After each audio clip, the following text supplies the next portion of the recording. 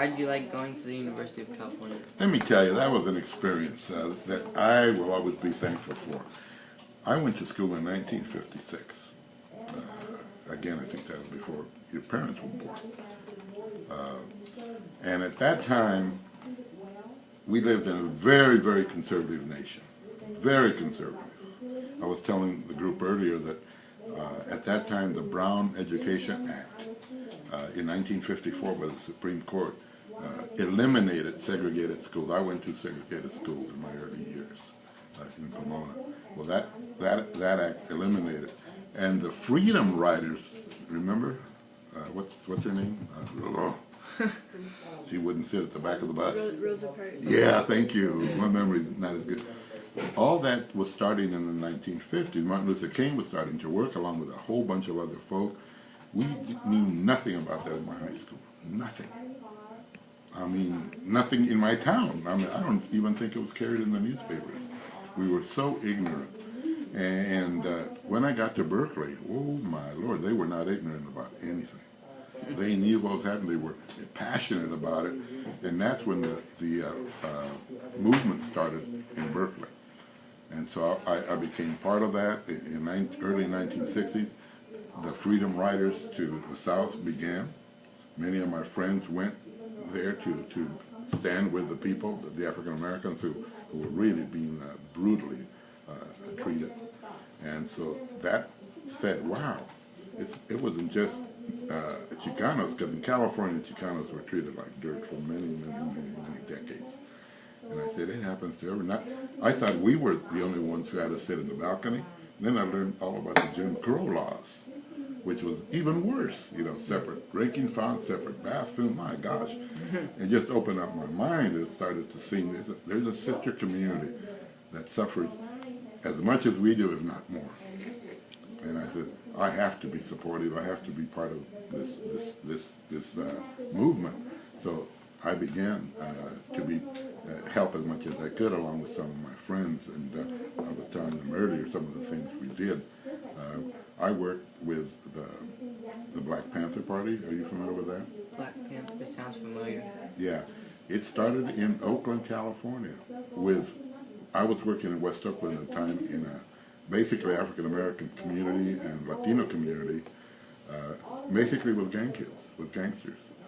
And some of our kids became the ones who founded the Black Panther Party. In fact, one of my colleagues, who's an Episcopalian priest, became the minister of religion for the Black Panther Party, which was incredible.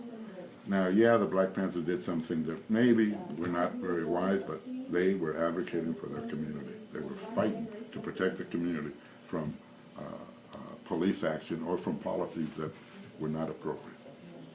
And as bad as people think the Portland police are, they don't come close to what the Oakland police were at that time. It's just brutal. So we were trying to help defend. We worked with the Panthers, we worked with other community groups.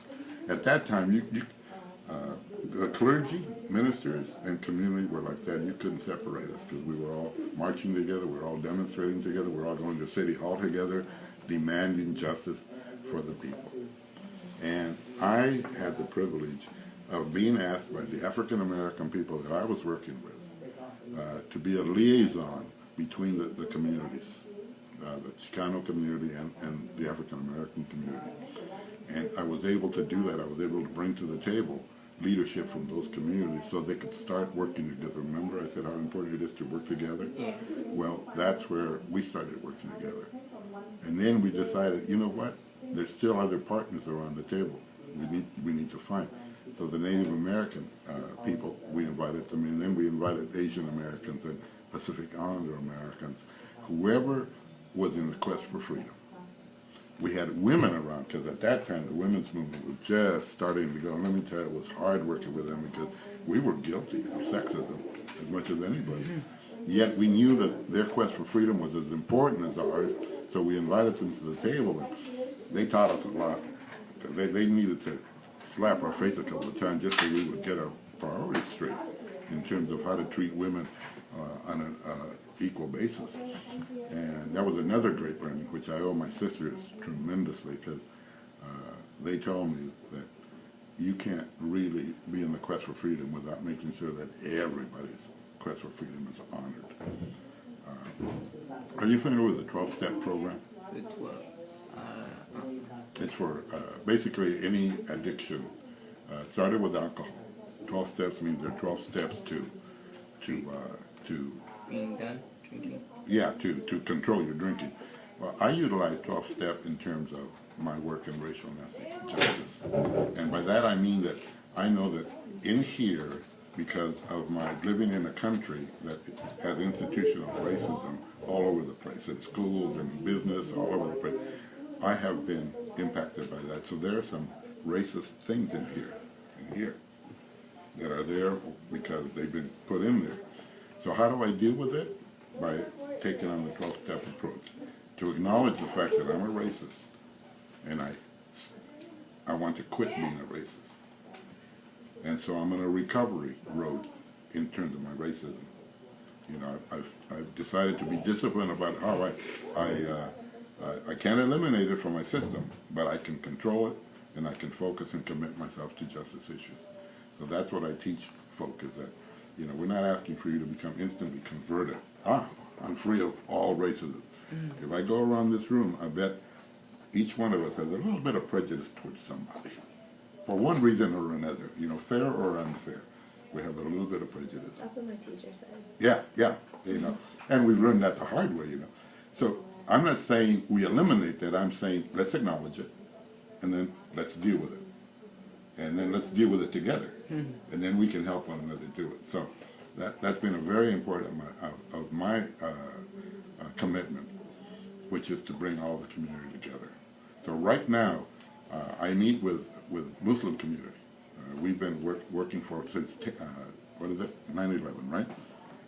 Trying to educate folk about what it is to be a Muslim in this country, and what it is to be a Christian, what it is to be a Jewish person, what it is to be any of the numbers. And we're trying to get them engaged in the justice issue, racial justice issues of the community. That's very important. So that's one thing. The other thing which I didn't say, did I say it to you? About, yeah, I did. The police plan to eliminate institutional racism. You weren't here for that.